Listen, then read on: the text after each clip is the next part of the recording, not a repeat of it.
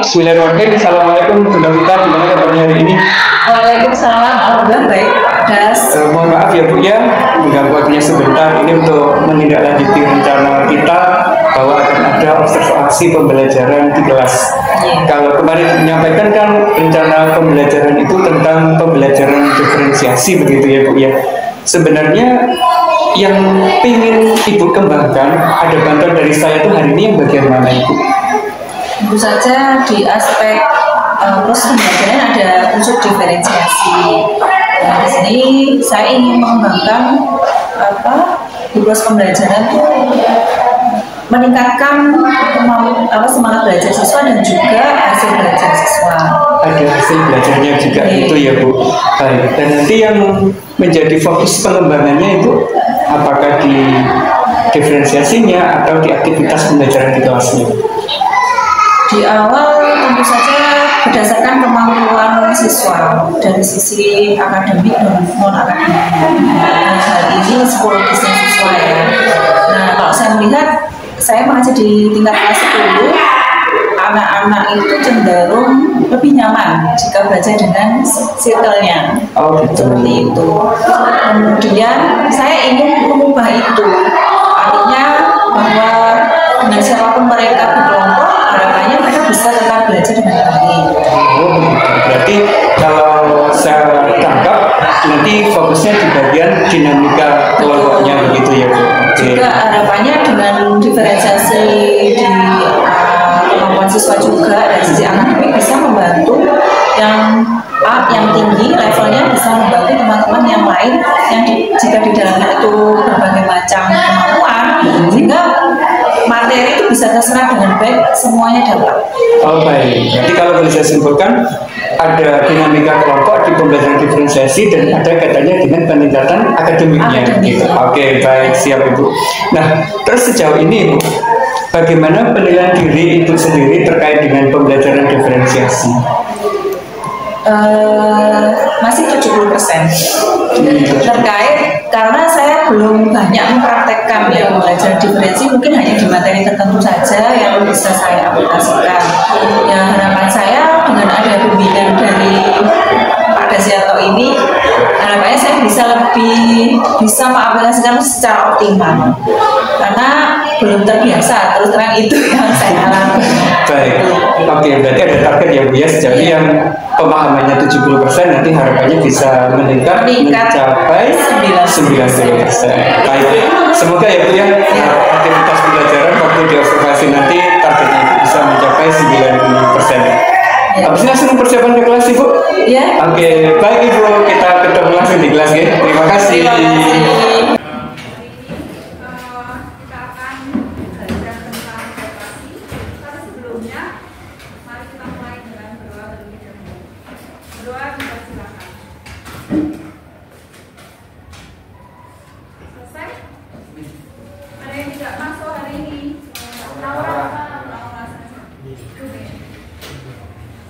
Di pertemuan sebelumnya kita sudah belajar tentang lembaga keuangan bukan bank ya.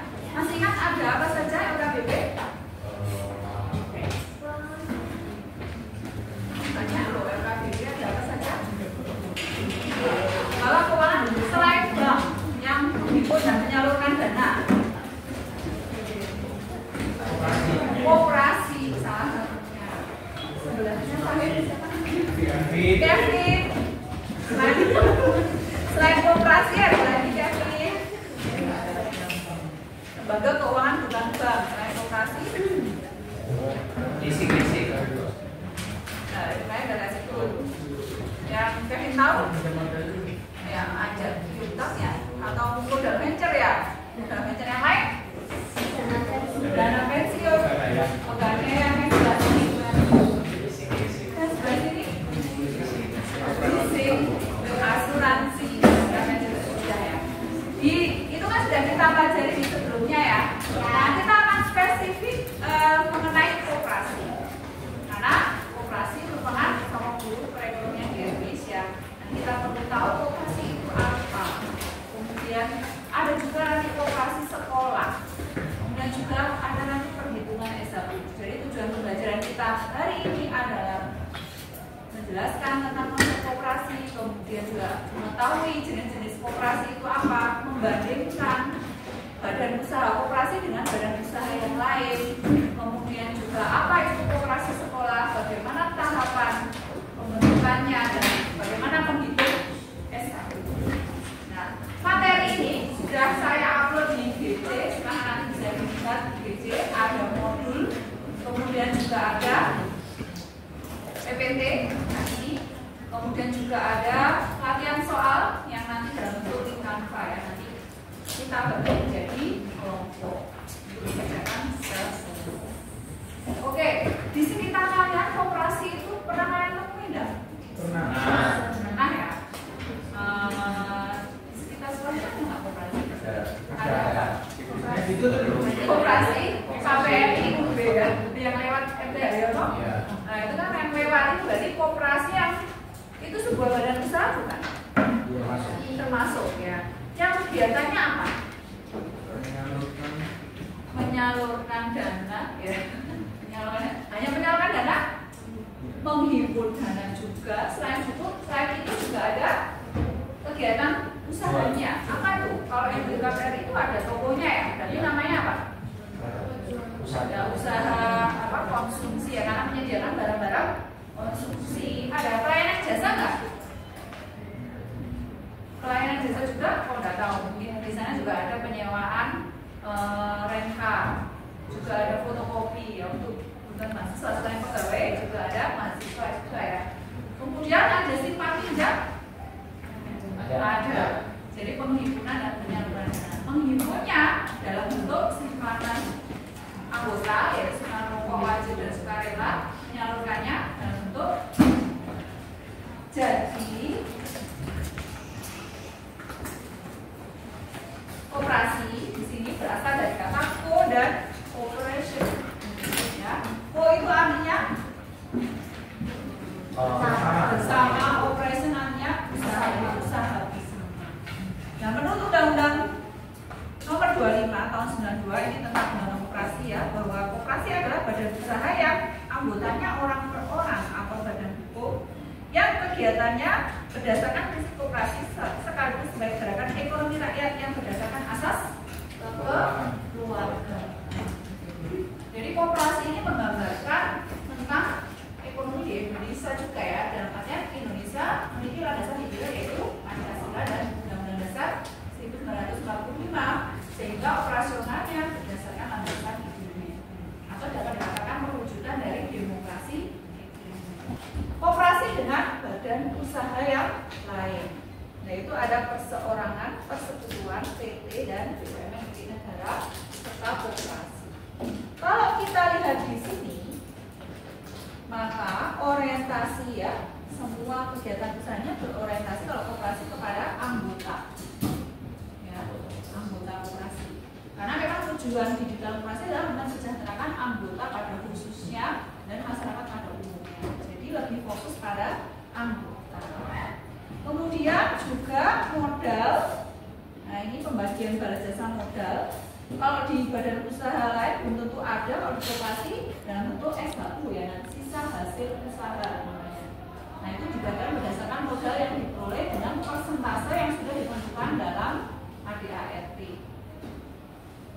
Kemudian penanggung jawabnya ya berdasarkan, kalau di lembaga badan usaha lain ya berdasarkan modal yang disetorkan. Kalau di koperasi ya sesuai dengan simpanan pokok dan simpanan wajib yang disetorkan. Ya hampir mirip tetapi berbeda di orientasinya. Kalau koperasi lebih fokus pada anggota. Ada yang ditanyakan di sini?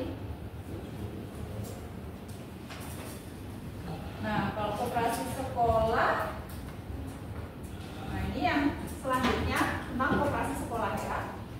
Koperasi sekolah merupakan perwujudan dari penerapan dari ilmu keperkoperasian ya, yang diwujudkan di sekolah. Anggotanya siapa? Siswa, betul sekali.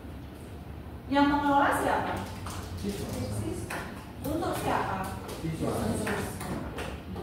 Jadi di sini koperasi sekolah merupakan perwujudan dari pendidikan koperasi, sehingga ini mewujudkan tujuan dari pendirian koperasi sekolah adalah untuk membantu pemerintah dalam pembangunan bidang perkoperasian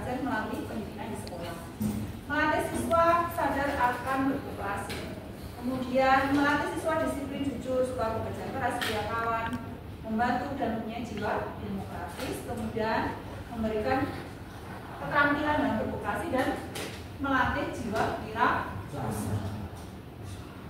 Nah, bagaimana ada yang tahu pembentukan koperasi sekolah? Mungkin dulu di SMP ada koperasi sekolah? Ada. Ya, gimana? Pernah terlibat dalam koperasi sekolah? Belum. Nah, tapi banyak jadi anggota ya. Aktif ya, menyetorkan simpanan pokok dan wajib setiap bulan. Kalau pokok di awal saja ya. Rutin berarti diterimakan setelah kelas 9. Dapat SAU? Enggak, harusnya tidak ya. Nanti kita akan mempelajari bagaimana cara menghitung SAU. Nah, cara mendirikan koperasi sekolah itu ada 5 tahap. Yang pertama adalah tahap persiapan, yaitu di situ mempersiapkan panitia kecil untuk pembentukan koperasi sekolah. Kemudian yang kedua adalah rapat susunan pengurus. Ini dia diwakili oleh masing-masing kelas biasanya gitu. Paling tidak minimal 20 orang. Tahap yang ketiga adalah rapat pengoperasian koperasi sekolah. Dalam hal ini bersama guru pembina mendiskusikan tentang modal yang ditentukan berapa dari simpanan pokok dan wajib. Kemudian bagaimana pengelolaan sekolah, mungkin jenis-jenis barang apa yang akan dijual sesuai dengan kebutuhan anggota sekolah. Yaitu siswa, guru, bapak ibu guru, karyawan, dan sebagainya. Tahap keempat, rapat penyusunan ADART. SAU itu dibagikan berdasarkan kontribusi anggota ya.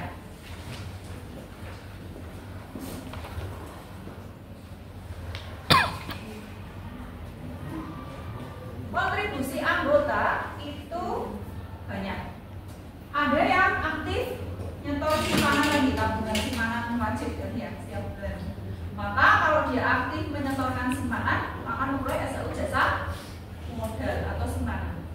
Yang kedua, kalau dia aktif melakukan pembelian di koperasi, seperti di KPR itu pegawainya sering beli di sana, nanti akan mendapatkan SAU jasa pembelian. Yang ketiga, kalau melakukan simpan pinjam atau melakukan pinjaman di sana, maka akan memperoleh SAU jasa pinjam. Dan setiap anggota kontribusinya bisa sama, bisa berbeda. Ada yang aktif di pinjaman, ada yang aktif di pembelian, ada yang aktif di modal atau di simpanan. Rumusnya bagaimana? Nah, ini untuk menghitung jasa modal atau simpanan, yaitu simpanan anggota dibagi total simpanan koperasi dikali bagian SAU untuk jasa pembelian atau jasa anggota. Yang ketiga, simpan pinjam atau pinjaman, yaitu SAU jasa pinjaman anggota dibagi total pinjaman koperasi dikali bagian SAU untuk jasa anggota. Nah, setiap koperasi tentu saja presentasinya bisa berbeda karena berdasarkan ADART yang sudah ditentukan dalam rapat anggota tahunan ini. Selanjutnya ada yang ditanyakan? Selanjutnya bisa dilihat contoh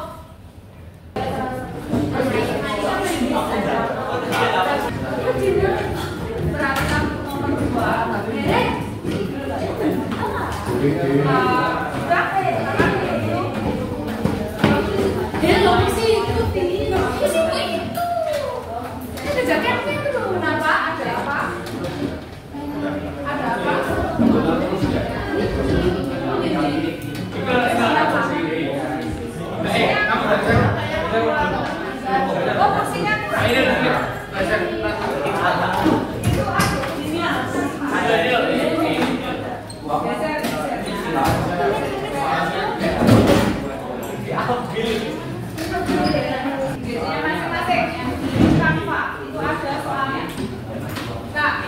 2, di sini kita akan menghitung SAU-nya. Anggotanya siapa? Zahra. Mempunyai simpanan dan juga melakukan pembelian. Ya, betul. Tapi di sini pertanyaannya hanya meminta SAU jasa anggota. Itu yang mana? Modal simpanan anggota yaitu pemberi. Jadi tidak perlu membentuk yang benar, tapi yang diminta hanya SO jasa pemberi. Bisa dipahami kelompok nomor 2. Bisa dipahami. Oke. Selanjutnya yang nomor 3, yang tengah jadi sebagai koordinatornya ya. Tolong diperhatikan. Kita akan menghitung SO-nya siapa? Siapa? Anissa. Oke, di sini siapa anggotanya yang mau dihitung SO-nya?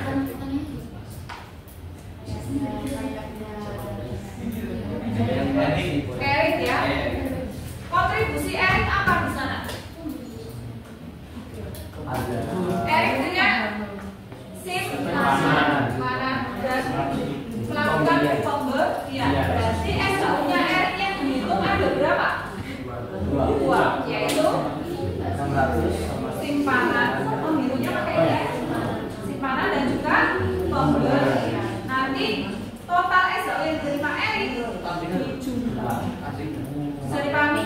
Oke, kerjakan di buku masing-masing dengan menuliskan rumusnya ya. Jadi tidak boleh langsung rumusnya ditulis dulu, kemudian langkah-langkahnya dikerjakan, kemudian jawaban ada di pilihan opsi A, B, C, D, E. Bisa dipahami? Yang sudah selesai nanti ya itu pemenangnya. Selesai. Silakan ke depan untuk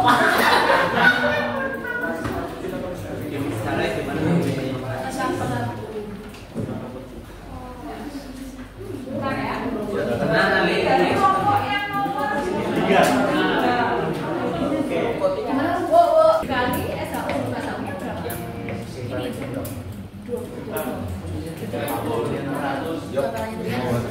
Pembeliannya totalnya 50 juta, pembeliannya simpanan anggota mudah-mudahan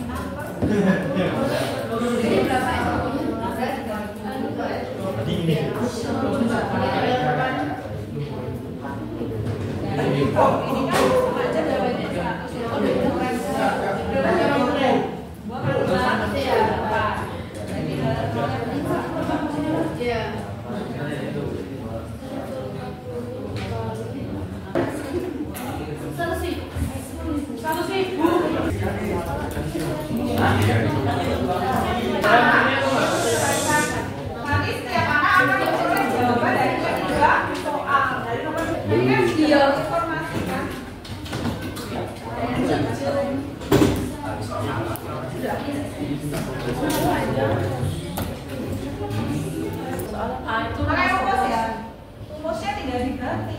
Akan mencari dua kan jasa modal sampai jasa pembelian.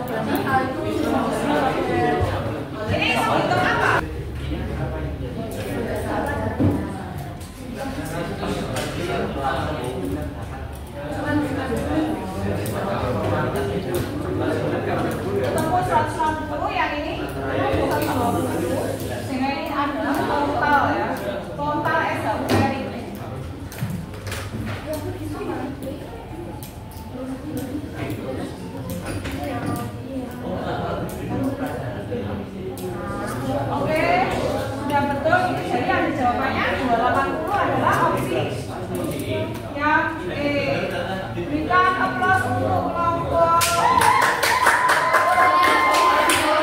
Stop belajar materi hari ini.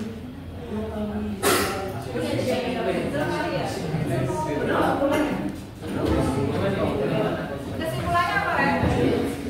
Oh, berarti pindah ke tengah. Ada yang bisa memberi kesimpulan? Apa tadi?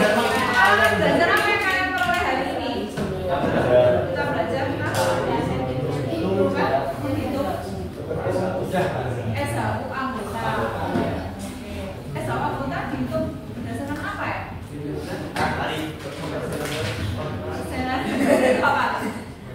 SHU anggota diperoleh berdasarkan apa ya?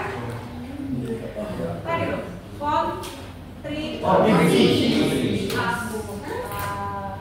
Apa tadi kontribusinya? Misalkan dia melakukan pembelian apa? Memperoleh SHU jasa pembelian. Kalau melakukan rutin menyetor simpanan, maka memperoleh SHU jasa simpanan atau SHU jasa modal. Kalau melakukan pinjaman, jasa pinjam. Jadi SHU yang diterima setiap anggota itu bisa berbeda karena tergantung pada kontribusi. Ya, oke, dari kelompok sini sudah paham? Mungkin ada kesimpulan yang mau ditambahkan? Iya. Saya mungkin mau menambahkan, oke, cukup ya. Saya harapkan kalian lebih paham lagi ya. Tidak hanya saya, tapi paham bagaimana cara menghitung, belajar lagi yang ada di modul dan PPT yang sudah saya share di DC. Untuk pertemuan selanjutnya kita akan belajar tentang pasar uang dan pasar modal. Ya, ini pertemuan selanjutnya.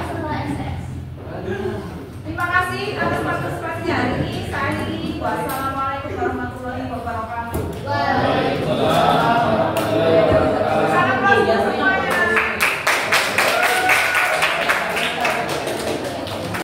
Baik Ibu, alhamdulillah proses pembelajaran di kelas observasi sudah selesai. Kita sekarang lagi diskusi ya Bu ya setelah kegiatan observasi. Bagaimana sih Ibu menilai proses pembelajaran tadi? Apakah sudah sesuai rencana atau belum? Alhamdulillah sudah sesuai rencana. Saya melihat tadi anak-anak aktif di kegiatan pembelajaran karena tadi disetting kegiatan pembelajarannya berkelompok dengan metode jigsaw.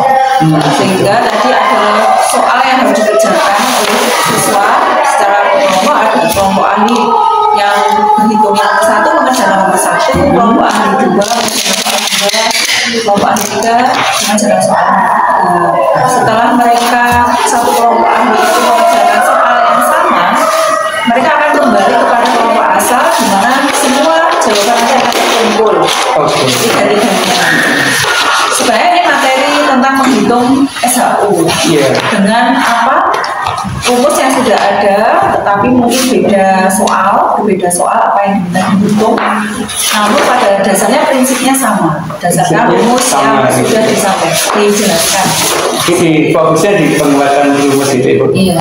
Terus indikator bahwa Ibu berhasil dalam pembelajaran selain itu apakah ada hal lain? Mungkin dari segi nilai anak atau terselesaikan tugas dan sebagainya. Iya. Ternyata dengan metode seperti ini tugas bisa terselesaikan. Dari yang sebelumnya, kalau misalkan anak itu ada materi berhitung, teori dan berhitung agak kesulitan. Jadi mungkin target penyelesaian tugasnya agak terhambat. Tapi di sini selesai hari itu juga di kelas. Sehingga saya melihat juga anak-anak karena termotivasi ya dengan teman-temannya, satu lebih enak untuk mendiskusikan satu soal dengan materi yang sudah disampaikan sehingga lebih fokus. Nanti tinggal nomor yang lainnya mencari jawab dari teman yang lain yang sudah mendapatkan jawaban. Oke, luar biasa. Jadi target penyelesaian soal hari itu selesai. Selesai gitu ya. Kalau biasanya sebelum itu menerapkan ini bagaimana? Apakah ada? Iya, kendalanya itu tidak merata kemampuannya dia tidak selesai semuanya, kemudian juga ada yang masih terkendala kurang jelas, juga apa nih, ada yang cenderung pasif. Kalau metode tadi kan mau tidak mau dia harus mencari kelompoknya yang sesuai dengan kelompoknya untuk mengerjakan soal itu secara bersama. Kalau dari dinamika kelompoknya Bu, tadi gimana? Jalan juga begitu ya? Awalnya memang maunya dengan teman-teman yang biasanya satu bangku atau mungkin satu circle-nya gitu kan.